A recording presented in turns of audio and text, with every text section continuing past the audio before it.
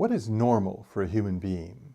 Is it normal to be good or evil, or a combination of both? Is it normal to simply coast through life without striving to become extraordinary? Or should we raise the bar on the definition of normal and accept that humans all have the potential to become magnificent and saintly, which is in fact normal? My topic today is, can humans become beings of love? What are we capable of as human beings? Can we become perfect or divine or magnificent? We look at grand figures in history or fictional heroes or heroines and feel instinctively that that is how we should be. Yet, becoming perfect or growing beyond the normal status of humans is extraordinarily difficult. We may sometimes grumble, nobody's perfect, we're just human. Then we might hear a minister or religious person state that we must be perfect. What does that mean? It's a goal that seems unattainable and discouraging and is easily forgotten. But is it unattainable? I think context is important when we talk about perfection. Here's the section from Jesus' Sermon on the Mount where perfection is introduced from Matthew 5. You have heard that it was said, you shall love your neighbor and hate your enemy. But I say to you, love your enemies and pray for those who persecute you, so that you may be sons of your Father who is in heaven. For he makes his sun rise on the evil and on the good, and sends rain on the just and on the unjust.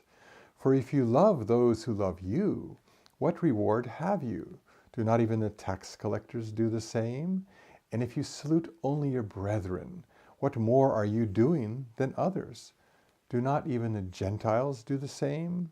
You therefore must be perfect, as your heavenly Father is perfect. To highlight Matthew 5:48, you therefore must be perfect, as your heavenly Father is perfect. Jesus is talking about loving the way that God does. I believe that humans were all created to resonate and harmonize with God's quality of love, which we do more and more as we grow closer to God's presence in our life, even when we are unaware of God or reject religion entirely. Chief among the classical virtues is the virtue of love, the capability present in all human beings to love and care for others with kindness and compassion. For example, most people love babies, even for a moment, and love puppies and kittens. Which YouTube videos are watched the most? Probably puppy and kitten videos. Why? Because we all love love.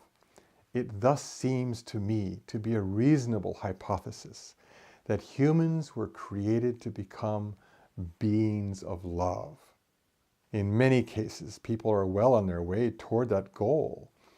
That may sound astonishing, but it's not. Haven't we all met people who are kind and loving and internally beautiful? Becoming a being of love is a precious goal. It's also vital to remember that it's a goal that we never quite reach completely. Why? Because, from observation and logic, love is infinite. We can always love one more person, and we can always love just a little bit more than we did today. One of my humility prayers that I frequently offer to God is, we are humble because we know that we must grow infinitely in order to resonate with your infinite love. No matter how wonderful we may think we are, shudder, we are never even close to God's infinite quality of love. One can't be close to infinity, which is actually good news to me. We are not static and done like something just cooked in the oven.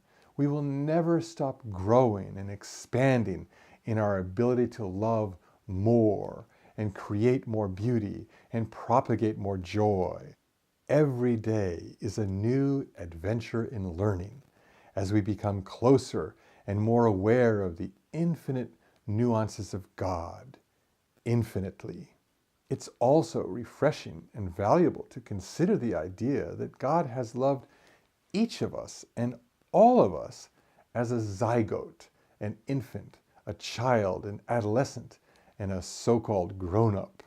And God has done so as we grew, in spite of our imperfections and lack of maturity. This is why I vehemently disagree with the concept that we can't be close to God until we reach perfection. Some might think that only extraordinary people like saints can receive and feel God's love. That idea makes it seem impossible to live in God's palpable and intimate embrace until we get there, after we somehow become perfect. Of course, our awareness will grow and deepen as we get older, but even a small baby can feel the intense and immediate love and embrace of his or her mother. To me, the revolutionary realization for humans is to know and feel that God is present with all humans at all times and is embracing each of us with love. The realization of God's presence may not come easily, but I believe that evidence of that fact is all around us and is expressed to us with every element of beauty in the natural world and every act of kindness that we receive from others. I think that our ability to love grows incrementally, and with every bit of growth, as we love more and in a more mature way, our joy grows, and God's joy grows, and our feeling of oneness with God grows as well. It's not like the light switch is off until we're perfect, and then it gets turned on. So, perfection. To me, it's an infinite goal that we'll never ever reach, because love is infinite. But the more we try, the more we intend to love, the more we fix our compass on the path of love, then the happier and more fulfilled we'll be. We'll become better and more loving people, bit by bit. I equate perfection with becoming a being of love. And since it's incremental as a process of growth, it's a purpose and process that is filled with enthusiasm and joy. Thank you for watching. You can follow me on Twitter at @FalkenBrown and email me at peterbrown@worldcommunity.com. I invite you to subscribe, leave a comment, and click on the like button. I also invite you to become a patron of the arts and visit my webpage at patreon.com/Peter Falkenberg Brown, where you will have the opportunity to support this video channel by donating a small or larger amount each month. I am very grateful for all your support. I could not do this without you. So, until next time, love and blessings, and thank you.